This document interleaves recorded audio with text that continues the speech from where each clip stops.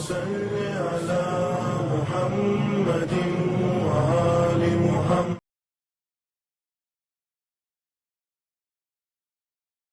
اعوذ باللہ من الشیطان الرجیم. بسم اللہ الرحمن الرحیم. الحمد للہ رب العالمین. الصلاة والسلام علی سید محمد وآلہ طیبین الطاہرین المعصومین المظلومین ولعنۃ اللہ علی اعدائہم اجمعین من الآن الی قیام یوم الدین. اما بعد فقد قال فی زیارت الوارثہ السلام علیک یا سار اللہ وابن سارہ. ناظرین کرام، زائرین محترم، حضرت ابا عبداللہ الحسین علیہ السلام کی زیارت اور کربلا معلی کی زیارت کی فضیلت کے عنوان سے کئی ویڈیوز آپ کی خدمت میں پیش کر چکا ہوں. آج کی یہ ویڈیو بھی ایک اہم اور ایک بہترین گفتگو ہے جس میں کربلا میں حضرت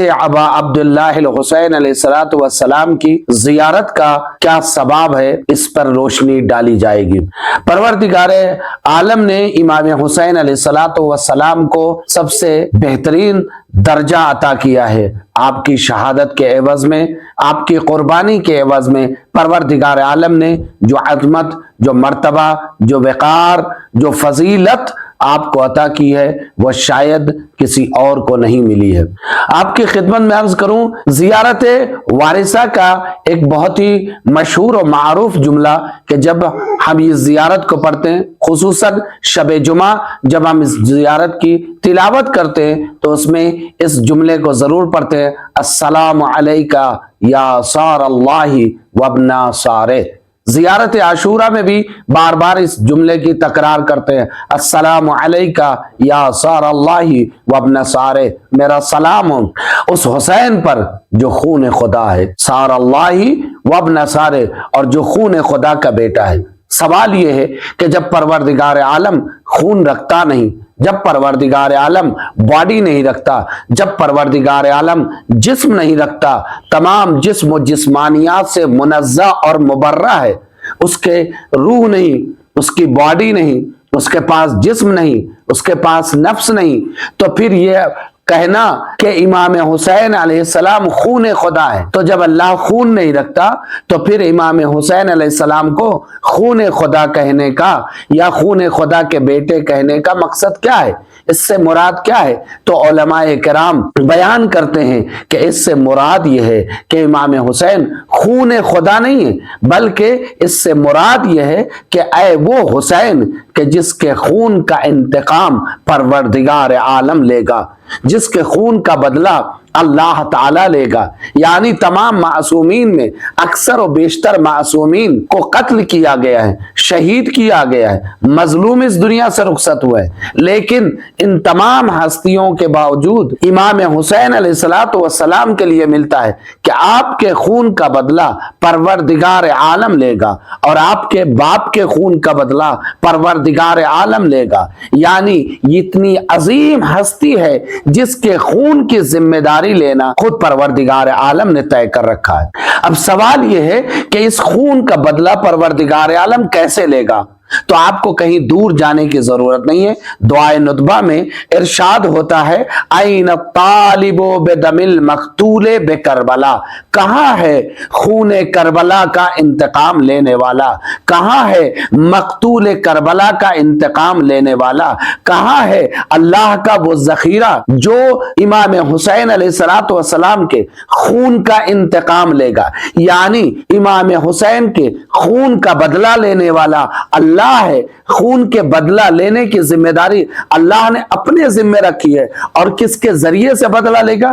اللہ تلوار چلانے کے لیے نہیں آئے گا، اللہ تلوار لے کے میدان میں نہیں اترے گا، بلکہ پروردگار عالم نے اس خون کے بدلے کے لیے اپنے غیبت کے پردے میں ایک عظیم سورما، ایک عظیم شجاع، ایک عظیم بہادر یعنی امام زمانہ اجل اللہ تعالی فرجہ الشریف کو سنبھال کے رکھا ہے، جو خون حسین کا انتقام لیں گے، جو خون کربلا کا انتقام لیں گے. لہٰذا یاد رکھیے یہ خون خدا ہے. اللہ حسین کے خون کو اپنی طرف منسوب کر رہا ہے.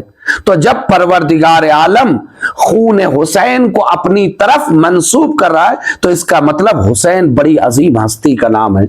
हुसैन बहुत ही अजीम हस्ती का नाम है जिसको समझना हम जैसे गुनहगार इंसानों के बस की बात नहीं है, हमारे इम्कान में नहीं है, हमारे इस छोटी से अक्ल में हुसैन समा नहीं सकता, हुसैन आ नहीं सकता। लेकिन रिवायात में मिलता है कि जब भी आप जियारत करें, किसी भी मासूम की जियारत करें तो मारिफत के साथ जियारत करें। एक जियारत जो मारिफत के साथ अंजाम दी जाए उसकी कम से कम जजा जन्नत है, उसकी कम से कम जजा तमाम गुनाहों की मगफिरत है। लेकिन हम ये बात दोहराते तो हैं, आज तक इस पर गुफ्तगू बहुत कम करते हैं कि मारिफत से मुराद क्या है, मारिफत कहते किसे हैं। क्या सिर्फ नाम जान लेना मारिफत है? क्या सिर्फ और सिर्फ हुसैन को जान लेना, हुसैन के वालिदैन को जान लेना, करबला को जान लेना, हुसैन की शहादत की तारीख जान लेना, क्या सिर्फ यही मारिफत है? जी नहीं, मारिफत कुछ और है जिसके लिए मासूमीन कह रहे हैं कि अगर कोई मारिफत के साथ हुसैन की जियारत करे तो परवरदिगार आलम उसके तमाम गुनाह को माफ कर देगा और उसकी कम से कम जजा जन्नत है। ज्यादा से ज्यादा क्या है, ये तो लफ्जों में बयान नहीं किया जा सकता। हमारे और आपके छठे इमाम इमाम जाफर सादिक अलैहिस्सलातु वस्सलाम से सवाल किया गया कि मौला आप बताएं कि मारिफत यानी क्या चीज है, मारिफत किसको कहते हैं? ये जो जियारत में कहा जाता है मारिफत के साथ जियारत करें तो मुराद क्या है? तो हमारे और आपके छठे इमाम इमाम जाफर सादिक अलैहिस्सलातु वस्सलाम ने फरमाया मा इरफानो हक ही, हक के मारिफत क्या है? काला यालमो अन्नहु मुफ्तरजु ताआ। मौला ने फरमाया मारिफत ये है कि आपका अकीदा इस बात पर हो कि अन्नहु मुफ्तरजु ताआ, आप जिसके हुजूर में हैं, आप जिसकी जियारत के लिए जा रहे हैं वो वाजिबुल इताअत है, उसकी इताअत हम जैसे बंदों पर वाजिब है। यानी अगर वो हुक्म दे दे, अगर वो ऑर्डर कर दे तो हमारे लिए चूं और चरा की गुंजाइश नहीं है, क्यों और कैसे का सवाल करने का मौका नहीं होना चाहिए, बल्कि हमें तस्लीम कर लेना चाहिए और उसके सामने सर को झुका देना चाहिए। यानी वो वाजिबुल इताअत इमाम है जिसकी जियारत के लिए हम लोग जा रहे हैं। यह है मारिफत का हक, यह है मारिफत। अगर आप अपने ज़बानी एतबार से भी और अमली एतबार से भी, दोनों एतबार से ये साबित कर रहे हैं कि मौला को हम वाजिबुल इताअत मानते, तो यकीनन यकीनन आपकी जियारतों का सवाब दो बाला और दो गुना हो जाएगा और आपकी जियारत का कम से कम सवाब जन्नत और गुनाहों की मगफिरत है।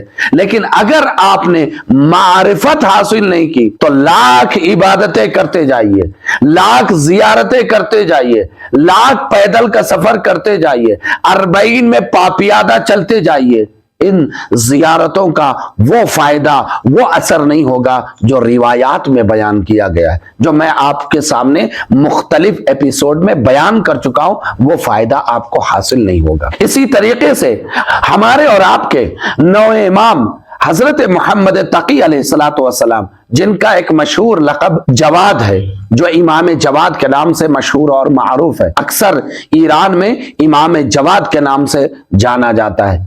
आपसे भी सवाल किया गया कि मौला मारिफत का हक क्या है, मारिफत कहते किसे हैं? तो आपने एक खूबसूरत सा जुमला इरशाद फरमाया या अलमो अन्नहु हुज्जतुल्लाहि अला खल्क़े।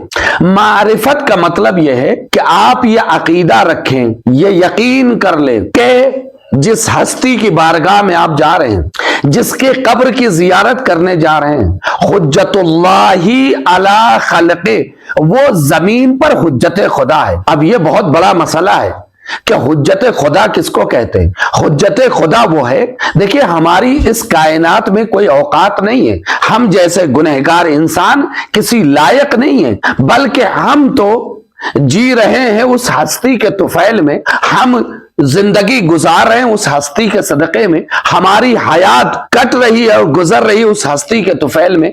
यह हमारे सांसों का सिलसिला जो चल रहा है, یہ اس ہستی کے طفیل میں ہے جس کو اللہ نے اپنی حجت بنا کر روئے زمین پر بھیجا ہے۔ اگر آپ غور کریں، یہ نعمتیں، یہ طرح طرح کی چیزیں، یہ دنیا، یہ کائنات، یہ عرش، یہ فرش، یہ لوح، یہ قلم، یہ زمین، یہ آسمان، یہ کون و مکان، یہ تمام چیزیں ہماری وجہ سے نہیں ہیں، بلکہ یہ تمام چیزیں اس حجت الہی کے صدقے میں ہیں جس کے طفیل میں ہم رزق پا رہے ہیں اور کھا رہے ہیں۔ اگر زمین پر حجت الہی کا وجود نہ ہو تو روایات میں موجود ہے لولا الحجہ لساخت الارض باہلھا، اگر زمین پر حجت خدا کا وجود نہ ہو، یہ زمین حجت خدا سے ایک لمحے کے لیے، ایک ثانیے کے لیے، ایک سیکنڈ کے لیے، ایک طرفت العین کے لیے اگر خالی ہو جائے تو یہ زمین اپنے اہل و عیال کے ساتھ نابود ہو جائے گی، ختم ہو جائے گی، تباہ اور برباد ہو جائے گی۔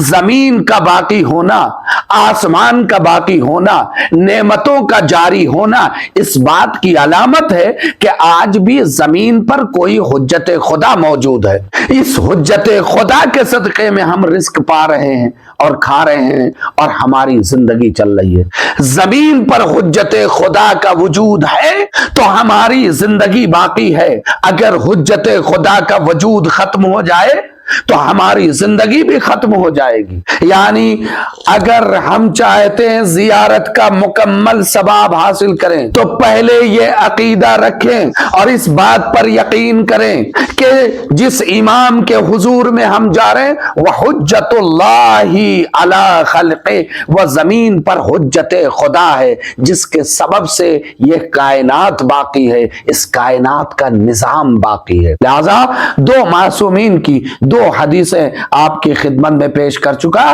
کہ معرفت سے مراد کیا ہے۔ پہلی چیز جو معرفت سے مراد ہے، وہ معرفت سے مراد یہ ہے کہ آپ مفترض الطاعت جانیں، یعنی امام واجب الاطاعت ہے۔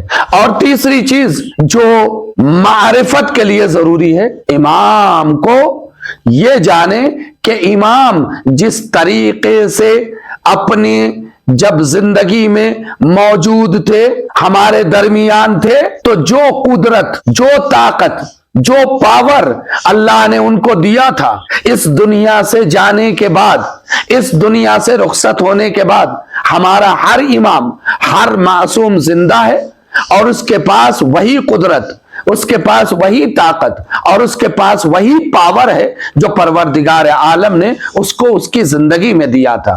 یعنی اس کی قدرت میں، اس کی طاقت میں، اس کے پاور میں کوئی کمی نہیں ہے۔ اس کی وجہ یہ ہے کہ آج ایک گروہ ایسا ہے جو یہ کہتا ہے کہ نبی کریم اس دنیا سے چلے گئے تو اب نبی کریم کے جانے کے بعد ان کے پاس کوئی قدرت نہیں ہے، ان کی کوئی طاقت نہیں ہے، ان کے پاس کوئی پاور نہیں ہے، عام مردوں کی طرح معاذ اللہ وہ اس دنیا سے چلے گئے، جیسے عام مردے ہیں ویسے وہ بھی ہیں۔ لیکن معاذ اللہ، استغفر اللہ، نہ ہمارا یہ عقیدہ ہے، نہ کبھی ہمارا عقیدہ تھا اور نہ کبھی ہم شیعوں کا عقیدہ رہے گا، بلکہ ہمارا عقیدہ یہ ہے کہ ہمارا ہر معصوم، ہمارا ہر امام، ہمارا ہر رہبر، ہمارا ہر ہادی جس طریقے سے اس دنیا میں جب موجود تھا، جب اس کی باڈی، اس کا جسم اس دنیا میں موجود تھا، تو جو طاقت، جو قدرت، جو پاور اسے حاصل تھا، اس دنیا سے جانے کے بعد بھی اس کو وہی قدرت، وہی طاقت، وہی پاور حاصل ہے۔